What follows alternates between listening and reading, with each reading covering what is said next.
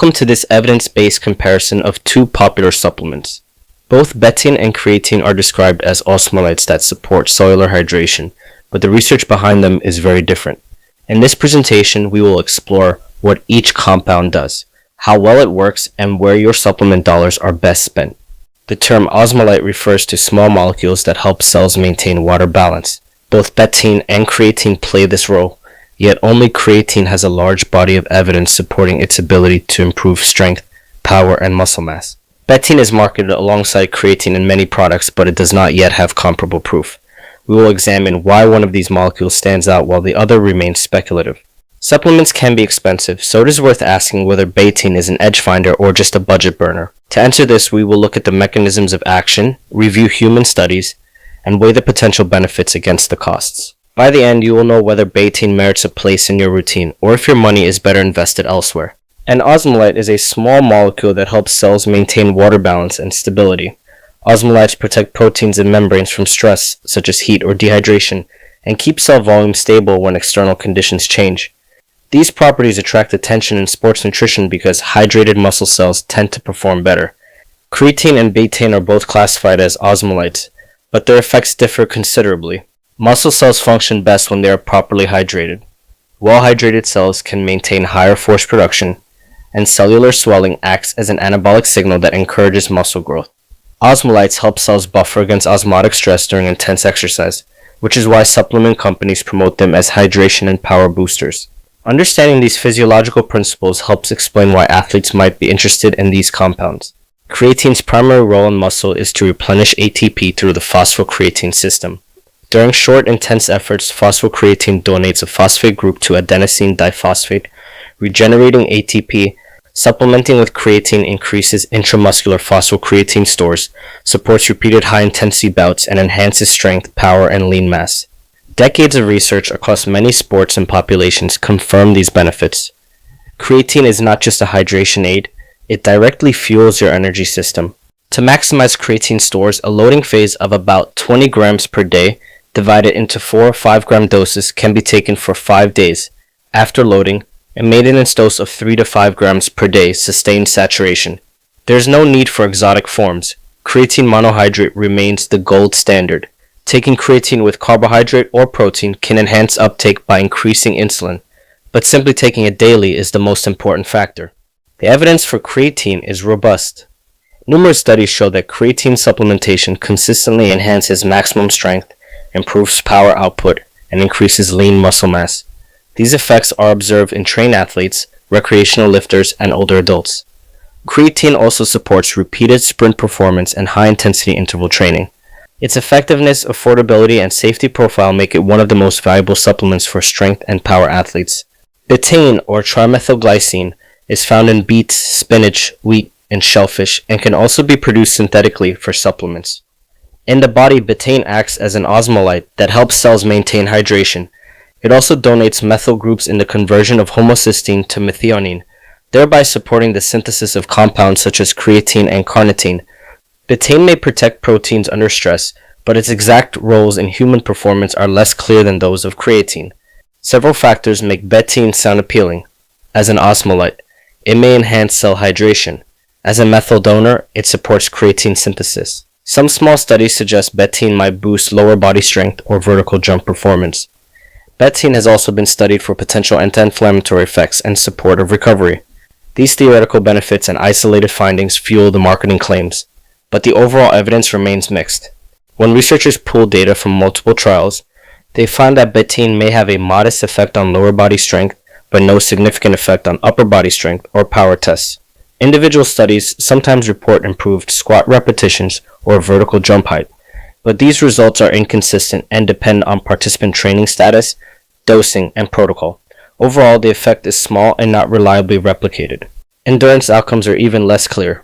Few studies examine betaine's impact on aerobic performance. Some report reduced oxygen consumption and improved cycling power output, while others find no change in maximal oxygen uptake or endurance capacity. Mechanistic theories involve regeneration of nicotinamide adenine dinucleotide, improved mitochondrial function, and enhanced lactate metabolism.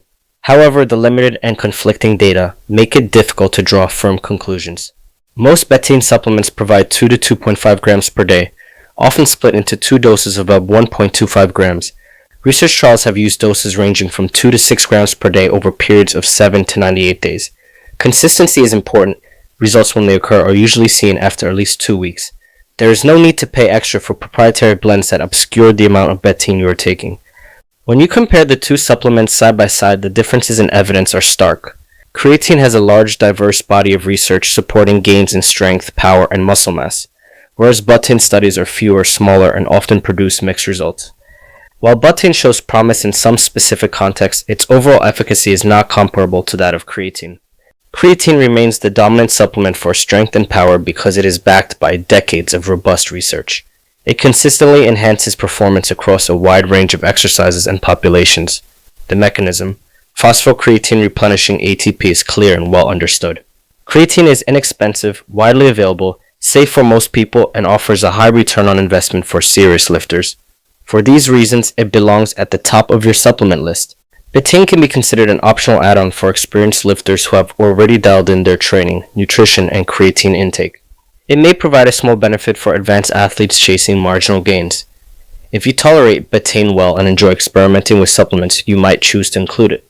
Do not expect dramatic improvements and never replace creatine with betaine. Think of it as a supplementary experiment rather than a core component. When funds are limited and you have to choose one supplement, choose creatine. If you already supplement with creatine and are curious about betaine, consider your priorities. Make sure you have protein intake, training quality, sleep, and creatine in place before allocating resources to betaine. Evaluate the cost versus the small potential benefit in relation to your goals. In simple terms, creatine sits in the strong evidence tier, while betaine falls into the mixed evidence tier. This classification reflects the volume and consistency of research available. It does not mean betaine is useless, but it does indicate that the benefit is less certain and likely smaller than that of creatine. Several myths circulate about these two supplements. One myth is that betaine can replace creatine because they are both osmolytes. In reality, creatine's effect on energy production is unique and cannot be replicated by betaine. Another myth is that betaine drastically increases muscle creatine levels. Studies show it does not. Some marketing implies that betaine is essential for hydration, but many other factors support cellular hydration. The fact is that creatine is a proven strength booster, while betaine is optional and supported by limited evidence. To make the most of your supplement regimen, build a solid foundation first. Focus on sufficient protein intake, structured training, quality sleep, and creatine supplementation. If you are inclined to experiment with betaine, use around 2.5 grams per day for at least 2 weeks and track your performance metrics such as repetitions, weights, and perceived effort. Invest more heavily in proven basics before spending money on fringe supplements. Creatine is safe when taken at recommended doses, and serious adverse effects are rare. Betaine is generally well tolerated, but some individuals are sensitive to methyl donors or may experience digestive discomfort. If you experiment with new supplements, monitor your kidney and liver markers and consult a healthcare professional, especially if you have existing medical conditions or take other medications. After reviewing the science, creatine stands out as a proven foundation for improving strength, power, and lean mass. Betaine may offer niche benefits in specific scenarios, but its evidence base is inconsistent. Use betaine only after you have established the basics and never replace creatine with it.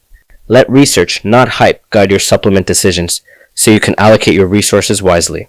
Osmolytes support cell hydration, but not all osmolytes are created equal.